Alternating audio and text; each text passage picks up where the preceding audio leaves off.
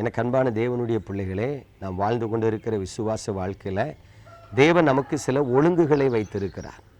அந்த ஒழுங்கின்படி ஜீவிக்க வேண்டியது நமக்கு அவசியமாக இருக்கிறது. அந்த ஒழுங்கை நாம் எப்படி பெற்றுக்கொள்கிறோம், எங்கிருந்து பெற்றுக்கொள்கிறோம் என்று சொன்னால், அதை குறித்து எபிரேயர் ஆக்கியோன் 2ஆம் அதிகாரம் 1 வசனத்தில் சொல்லுகிறார், ஆகையால் நாம் கேட்டவைகளை விட்டு விலகாதபடிக்கு அவைகளை மிகுந்த ஜாக்கிரதையாக கவனிக்க வேண்டும். நல்லா கவனிச்சு பாருங்க, கர்த்தருடைய வசனம் சொல்லுது, நீங்கள் எதை கேட்டீர்களோ கேட்டதை விட்டு விலகாதபடிக்கு மிகுந்த ஜாக்கிரதையாக கவனிக்கணுமா. இப்போ கவனிச்சு பாருங்க, நான் சிறுபிள்ளையாக இருக்கும் பொழுது சண்டே கிளாஸ் மூலமாக எனக்கு சொல்லப்பட்ட வார்த்தை டெய்லி ஜெபிக்கணும், காலையில் ஜெபிக்கணும், தினமும் வேதம் வாசிக்கணும், ஒரு வசனத்தை ஆகிலும் மனப்பாடம் பண்ணணும். இது எனக்கு சிறு வயதில் நான் 1ஆப்பு 2ஆப்பு படிக்கும்போது எனக்கு சொல்லிக் கொடுக்கப்பட்ட வார்த்தை. பாருங்க, அப்போ டெய்லி ஒரு வசனத்தை நான் மனப்பாடம் பண்ண ஆரம்பிக்கேன். முதல் நாள், சத்தியத்தை அறிவீர்கள், சத்தியம் உங்களை விடுதலையாக்கும். 2ஆவது நாள், குமாரன் உங்களை விடுதலையாக்கினால் மெய்யாகவே நீங்கள் விடுதலை ஆவீர்கள். 4ஆவது நாள், என் கிருபை உனக்கு போதும். இப்படி ஒவ்வொரு நாளும் ஒரு வசனத்தை மனப்பாடம் பண்ணணும். இப்போ கவனித்துக்கு பாருங்க, அந்த சிறு வயதில் எனக்கு சொல்லப்பட்ட ஆலோசனை, தேவ ஆலோசனை என்னவென்று சொன்னால், தினமும் ஜெபிக்கணும், அதிகாலை ஜெபிக்கணும், தினமும் ஒரு வசனத்தை மனப்பாடம் பண்ணணும். பாருங்க, அன்றைக்கு நான் கேட்டதை விட்டு விலகாமல் இருந்தபடியினால் என் வாலிபத்தை கர்த்தருடைய நாமத்தில் காத்து கொள்ள முடிந்தது. என் நண்பர்கள் அநேகர் துணிகரமான பயங்கரமான பாவங்களை செய்ய தங்களை விற்று போட்ட காலத்தில் ஏசப்பாவுடைய கிருபையில அப்படிப்பட்ட பாவங்களுக்கு நான் விலகி ஜீவிக்க கர்த்தர் எனக்கு கிருபை செய்தார். அல்லேலூயா.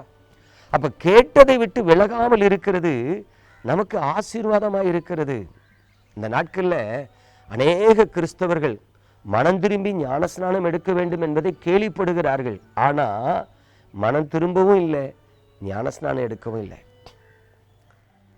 அநேகர் மனம் திரும்பாமலே ஞானஸ்நானம் பெற்றுக்கொள்கிறார்கள். எத்தனை வேதனையான காரியம் பாருங்க.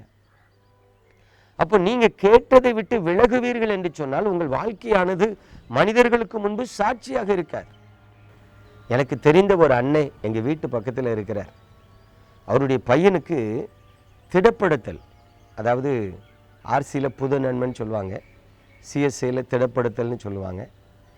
ஒருவேளை அந்த அனுபவத்துக்குள்ள வந்தாதான் கர்த்தருடைய பந்திக்கு ராப்போஜனத்துக்கு வர முடியும். அதுதான் ராப்போஜனத்துக்கு தகுதி என்று அடையாளப்படுத்தப்படுகிறது. தான் பையனுக்கு அந்த திடப்படுத்தல் கொடுக்கிறார். எங்களை இன்வைட் பண்ணியிருக்கார். நாங்கள் ஃபேமிலியாக போகிறோம். பார்த்தீங்கன்னா அவர் வீட்டுக்கு பக்கத்தில் ஒரு சின்ன சந்து மாதிரி ஒரு இடம் இருக்குது, கொஞ்சம் இருளான பகுதி. அந்த இருளான பகுதியில் அவர் ஒரு வேனை நிப்பாட்டி, அந்த வேனுக்கு அந்த பக்கம் பார்த்தீங்கன்னா பேரல் பேரலா விஸ்கி, பிராண்டி, ஒயின்னு வாங்கி வச்சு அவருடைய நண்பர்கள் எல்லாருக்கும் அங்கே வச்சு பார்ட்டி நடக்கு. அதை பார்க்குறேன், எனக்கு வேதனையாக இருக்குது. பையனுக்கு திடப்படுத்தல்,